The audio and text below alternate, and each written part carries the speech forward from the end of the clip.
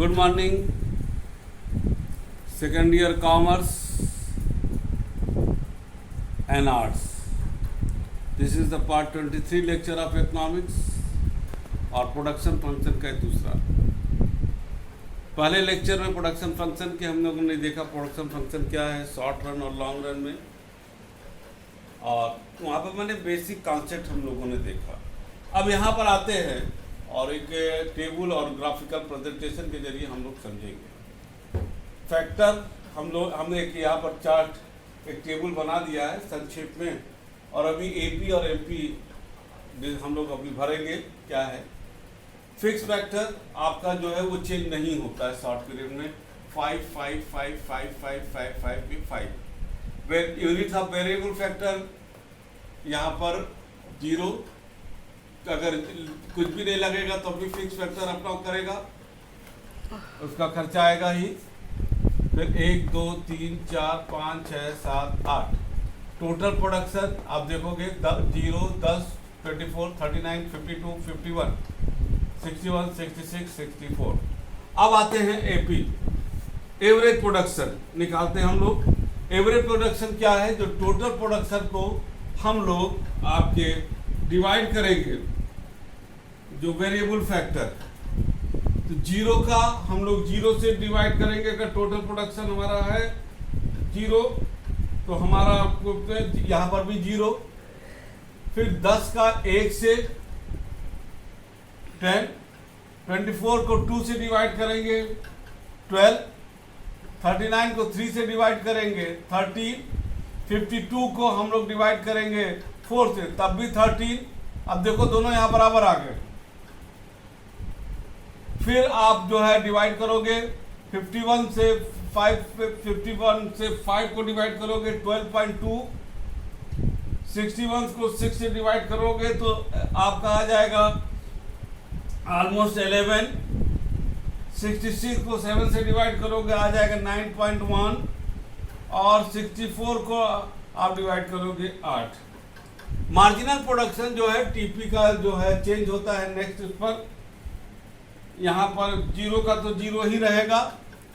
10 में से 0 गया टोटल प्रोडक्शन में 10 माइनस 0 10, 24 माइनस 10 14, 39 माइनस 24 15, 52 माइनस 39 आपका हो जाएगा 13 13, 51 अब यहाँ आ जाएगा माइनस, ठीक है, माइनस यहाँ पर हो गया आपका 52 और 1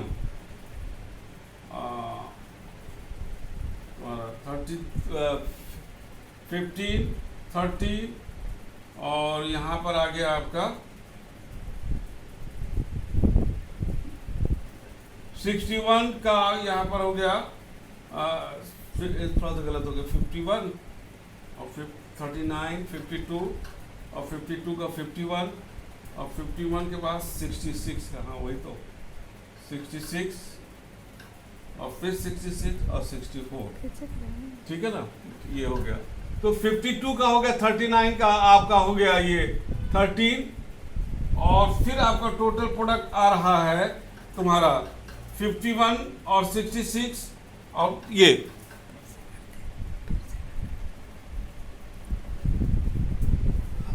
यहाँ पर आ गया। तो यहाँ पर आपके देखो 66 64 से 66 जा रहा है -2, यहाँ से ले रहे हैं। 66 से 66 जा रहा है आपका 0, और 66 से जा रहा है यहाँ पर आपका 5, ये आ गया आपका 5, और फिर 51 से यहाँ पर जा रहा है आपका ये चलो तुम्हारा हो गया यहाँ पर थोड़ा सा +9 होगा ना, तो यहाँ पर हो गया ये थोड़ा सा 60 आएगा। तो 60 से हो गया तुम्हारा ये 9, और यहाँ पर ठीक है ना, फिर 9 हो गया, तो 9 तो ये हो गया, और उसके बाद आपका और 66 और थोड़ा सा डेटा यहाँ पर गड़बड़ हो रहा है 51 और 66, चलिए थोड़ा सा उससे हो जाएगा 55। अब देखो बेटा यहाँ पर आपका यहाँ पर अगर देखा जाए तो ये देखो टोटल प्रोडक्ट आपका ये बढ़ रहा है, टोटल प्रोडक्ट बढ़ता चला जा रहा है यहाँ तक पूरा, यहाँ पर घट रहा है, यहाँ से यहाँ पर थोड़ा सा यहाँ पर घट रहा है। और अगर हम लोग एवरेज प्रोडक्ट देखें, एवरेज और मार्जिनल प्रोडक्ट 0 0 10 10 बराबर। अब देखिए मार्जिनल प्रोडक्ट हमारा तेजी से बढ़ रहा है in comparison to average product. 12 14 13 15 और यहां पर 13 13 आ गया। तो यहां पर आपको देखो जो ये नेक्स्ट 1 2 3 4 जब वेरिएबल फैक्टर 4 यूज कर रहे हैं तो एवरेज प्रोडक्ट 13 है, माने यहां पर एवरेज प्रोडक्ट स्टेग्नेशन होता है, लेकिन मार्जिनल प्रोडक्ट उसके पहले 15 पर आकर के ये माइनस हो जा रहा है। यानी माइनस प्रोडक्ट जो मार्जिनल प्रोडक्ट है in comparison to average product तेजी से बढ़ रहा है। अभी हम लॉजिक में बताएंगे, तेजी से बढ़ रहा है, लेकिन जब गिरता है तो एवरेज प्रोडक्ट की तुलना में वो तेजी से गिरना शुरू कर दे रहा है। और जहां पर आपका एवरेज प्रोडक्ट गिरना कम होना शुरू हो जाता है, जैसे 0 और 0 से 8, अब ये 0 9 जो ये गिरना शुरू हो रहा है, वहां पर ये मार्जिनल प्रोडक्ट आपका माइनस में चला जा रहा है। ऐसा क्यों होता है इसको हम आपको समझाते हैं। ऐसा इसलिए होता है कि सपोज कर लीजिए एक ये मैदान है, मैदान में हमको 4 लेबर की जरूरत है। तो पहले हम 1 लगाएंगे, तो 1 लगाएंगे तो अब इफिशियंसी क्या होगा, वो अकेले रहेगा लेकिन काम करेगा, लेकिन जरूरत है 4 की। फिर हम 2 करते हैं, फिर हमारा टोटल प्रोडक्शन बढ़ेगा, और टोटल प्रोडक्शन भी बढ़ेगा और मार्जिनल प्रोडक्शन बढ़ेगा, क्योंकि तेज काम होगा। तीसरा चौथे तक हमारा तेज काम होगा। हमने एक लेबर और लगा दे, जबकि था 4 की जगह हमने 5 लगा दिया। अब जो 5वां लग रहा है वहां पर, जबकि हमारी जरूरत था 4, हमने लगा दिया 5। हम इस सोच के लगा रहे हैं कि वहां पर प्रोडक्शन हमारा तेजी से बढ़ेगा, लेकिन ऐसा होता नहीं है। आपको लगता है टोटल प्रोडक्शन बढ़ेगा, लेकिन जो उसके बढ़ने की गति है वो धीमे हो जाएगी। 4 तक तो वो तेजी से बढ़ेगा क्योंकि 4 की रिक्वायरमेंट है। 5वां लगाते ही टोटल प्रोडक्शन बढ़ रहा है, लेकिन गिरते हुए दर से बढ़ने लगेगा। जब गिरते हुए दर से बढ़ेगा वहां पर कॉस्ट आपका, आगे हम प्रूव करेंगे, कॉस्ट बढ़ने लगेगा, और जब कॉस्ट बढ़ने लगेगा तो प्रॉफिट कम हो जाएगा। ठीक है ना। अब इसको अगर हम स्टेज की बात करें, यहां पर ये आपका स्टेज 1 है, ये आपका 2 है, और ये आपका 3 है। अभी हम जब ग्राफ के जरिए बनाएंगे तो इसका पता लगेगा ये क्या। ठीक है, अभी हम इसको देखो करेंगे तो यहां पर ध्यान देना, जो हम 3-4 शब्द बोलने जा रहे हैं उसके बाद आपको it is clear from the figure of above table, if the increasing unit of labor are added to a fixed quantity of land, the total product first rises at an increasing rate up to 3 units of labor. Up to 3 units of labor तक वो बढ़ेगा, units of labor. Afterward it rises at a decreasing. यहाँ तक 3 units तक वो तेजी से बढ़ रहा है, उसके बाद वो बढ़ेगा लेकिन घटते हुए दर से बढ़ रहा है। इसीलिए जब बढ़ते हुए दर से बढ़ रहा है, इंक्रीजिंग रिटर्न, जब वो बढ़ते हुए दर से बढ़ेगा तो वो फर्स्ट स्टेज है, और जब वो बढ़ेगा लेकिन घटते हुए दर से बढ़ेगा वो सेकेंड स्टेज है, और जब घट रहा है तब तो वो थर्ड स्टेज है। बढ़ नहीं रहा है, अब घट रहा है। ठीक है, ये आ गया आपका।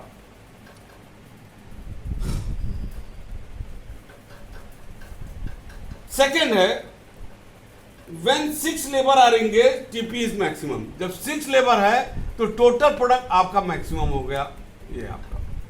ठीक है ना, 6 लेबर पर ये मैक्सिमम 66, और 7 पर भी स्टेग्नेशन है, और यहां पर 64। थर्ड है when it begins to decline when 8 labour are employed. 8 labour are employed, अब यहां से घटना शुरू हो गया। That is to say, marginal product increases over a certain inch up to a point, after which it decreases and eventually become negative.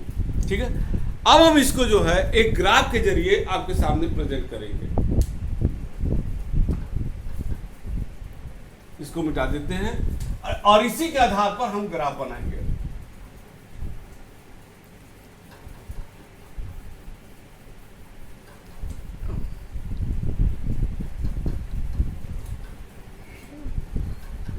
चलिए graph बनाते हैं।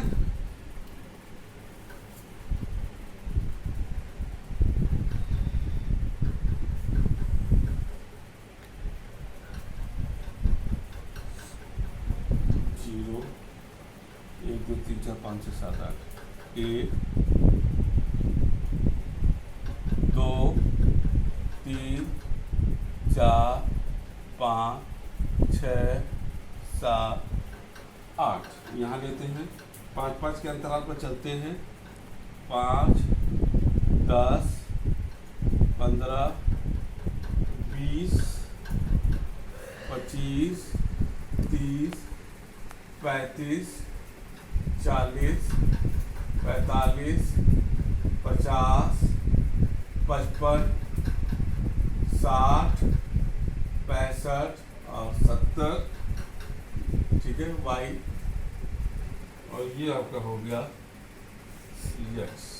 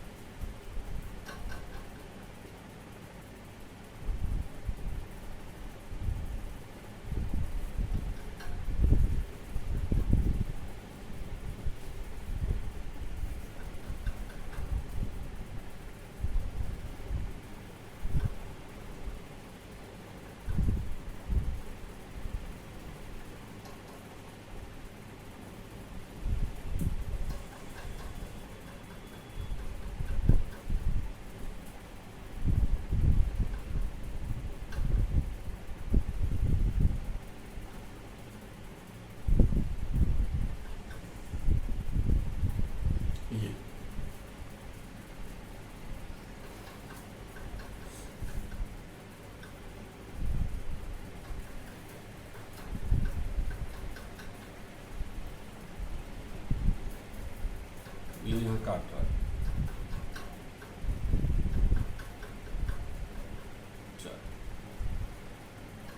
ठीक है, तो 4 पर काट रहा है।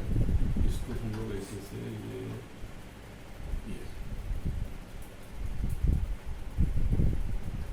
स्टेज 1 स्टेज 2 और स्टेज 3, ठीक। और यहाँ पर एक और बनाना चाहेंगे आप, यहाँ पर ये जहाँ पर मैक्सिमम हो रहा है, तो इसको ए लिख दिए, ठीक है ना, और यहाँ पर इसको ए लिख दिए, और इस तरह से हम लोग लिखते हैं। अब आप देखो यहाँ पर कि इस स्टेज पर आप देखो मार्जिनल प्रोडक्ट पहले यहाँ पर तीनों दो साथ थे, मार्जिनल प्रोडक्ट पहले बढ़ रहा है और एवरेज पर बढ़ रहा है लेकिन धीमी गति से। और स्टेज 1 जहां खत्म हो रहा है, यहां पर मार्जिनल प्रोडक्ट एवरेज प्रोडक्ट दोनों को काट रहे हैं। जहां पर marginal product and average product is both are equal, that is the stage 1। वहां पर आपका रिटर्न जो मिल रहा है बढ़ रहा है लेकिन बढ़ते हुए दर से मिल रहा है। ये स्टेज 1 है, यहां पर आपका सबसे बेहतर प्रोडक्शन हो रहा है। लेकिन उसके बाद जैसे ही आप इंट्रोड्यूस करते हैं आप और लेबर, आपका मार्जिनल प्रोडक्ट गिरने लगता है लेकिन एवरेज प्रोडक्ट धीमी रफ्तार से गिर रहा है। ये देखिए गिर रहे हैं दोनों लेकिन धीमी रफ्तार से गिर रहे हैं। ये स्टेज प्रोडक्ट, जहां पर मार्जिनल प्रोडक्ट आपका माइनस हो जाता है, यानी कि टोटल प्रोडक्ट जहां पर मैक्सिमम है वहां मार्जिनल प्रोडक्ट माइनस होता है, वो स्टेज 2 है। और उसके बाद टोटल प्रोडक्ट भी गिर रहा है, एवरेज प्रोडक्ट तो अपना डाउन हो ही रहा है, मार्जिनल प्रोडक्ट और माइनस में चलता चला जा रहा है। ये कहा जाता है कि स्टेज 2 पर आपको प्रोडक्शन रोक देना चाहिए। ध्यान रखिएगा स्टेज 2 पर, क्योंकि यहां पर आप ऑप्टिमम यूटिलाइजेशन ऑफ रिसोर्सेज कर रहे हो, इसलिए यहां पर, और जहां पर ऑप्टिमम ये है आपका ऑप्टिमम यूटिलाइजेशन रिसोर्सेज है, यहां पर आप मिनिमम कॉस्ट, अगर आप कॉस्ट के साथ पढ़ोगे तो ये ऐसे बनेगा आपका ग्राफ, ऐसे, और ये होगा ये टोटल प्रोडक्शन, और एक जो टोटल कॉस्ट का जाएगा वो ऐसे जाएगा यहाँ पर, जो ये तो यहाँ पर आपका चूंकि ये कॉस्ट एकदम मिनिमम हो रहा है और यहाँ पर टोटल, तो यहाँ पर जो प्रॉफिट होगा वो मैक्सिमम जाएगा। इसीलिए कहा जाता है, क्योंकि यहाँ पर आपको प्रोडक्शन रोक देना चाहिए, क्योंकि firm is utilising its resources in the optimum manner with the least cost. अब एक आता है, आपको क्वेश्चन पूछ सकता है, ये दबा हुआ क्यों है? यहाँ पर ये दबा हुआ इसलिए है क्योंकि यहाँ पर जो ये स्टेज है, यहाँ पर हम लोग लेबर हमारा अनयूटिलाइज रह जा रहा है। जैसे हमने कहा कि एक मैदान में अगर 4 लेबर की जरूरत है तो 1 लेबर आपने लगाया, तो आपको लेबर बढ़ाते जाना, क्योंकि लेबर स्टिल अनयूटिलाइज हो रहा है, उसके रिसोर्सेज को हम कम यूटिलाइज कर पा रहे हैं, और जिसका परिणाम होता है कि हमारा कॉस्ट बढ़ेगा। तो हम, और जैसे जैसे हम उसको लेबर को, यहाँ तक हम एफिशिएंट मैनर में लेबर को यूटिलाइज करना शुरू कर देते हैं। तो यहाँ पर तो इसलिए ये जो है, ये यहाँ पर आप देखिए, यहाँ पर ये जो आपका है यूनिट्स ऑफ वेरिएबल, इसको ये units of horizontal line, units of variable input, that is a labour. तो लेबर आपका देखिए यहाँ पर 1, फिर देखिए 2, ये इसलिए आ रहा है, और प्रोडक्शन आपका उतना कम है, लेबर ज्यादा है प्रोडक्शन कम। धीरे धीरे लेबर इंट्रोड्यूस करोगे तो प्रोडक्शन भी बढ़ रहा है, तो ये आपका वो एरिया बन जा रहा है, ये वेरिएबल इनपुट, और ये आपका हो गया प्रोडक्ट, ठीक है ना। तो ये 3 स्टेज आपका हुआ। फर्स्ट स्टेज, ये जहां पर फर्स्ट स्टेज कहां खत्म होगा, where AP is equal to MP, यानी MP गिरते हुए जहां पर AP को, एवरेज प्रोडक्ट को काट देगा, वो फर्स्ट स्टेज है। सेकेंड स्टेज वो होगा जहां पर मार्जिनल प्रोडक्ट हॉरिजॉन्टल लाइन को टच करके 0 पर जाना चाहेगा, वो मार्जिनल प्रोडक्ट 0 हो जाएगा, और वहां पर 0 होगा जहां पर टोटल प्रोडक्ट कांस्टेंट होने के बाद डिक्लाइन करने लगेगा। अब ये आपका एक ग्राफिकल प्रेजेंटेशन के जरिए हमने ये बताया है। 3 इसमें होता है कि क्या इसको हम लोग करते हैं। ये यहाँ पर हम लोग इकोनॉमिक्स ऑफ स्केल पे रहेंगे, क्योंकि हम संसाधन का सही प्रयोग कर रहे हैं। यहाँ पर हम डिसइकोनॉमिक्स में आ जाएंगे, यानी अपने रिसोर्सेज का या अपने डिसीजन का सही गलत हम करते जा रहे हैं। आगे के क्लास में हम फर्स्ट स्टेज, सेकेंड स्टेज और थर्ड स्टेज को अलग अलग हम लोग डिस्कशन करेंगे कि किस तरीके से स्टेज यहाँ पर वो काम करता है और कैसे काम करता है, उसको जो है टेक्निकल भाषा में इसी टेबल के साथ हम लोग वहाँ पर मिलेंगे, ठीक है ना। तब तक के गुड डे एंड बाय। हाँ, इसका फिर से एक्सप्लेनेशन आएगा, अभी इस पर ख़त्म नहीं हुआ है, फिर से एक नया एक्सप्लेनेशन के साथ नेक्स्ट क्लास में हम लोग मिलते हैं। तब तक good day and good bye.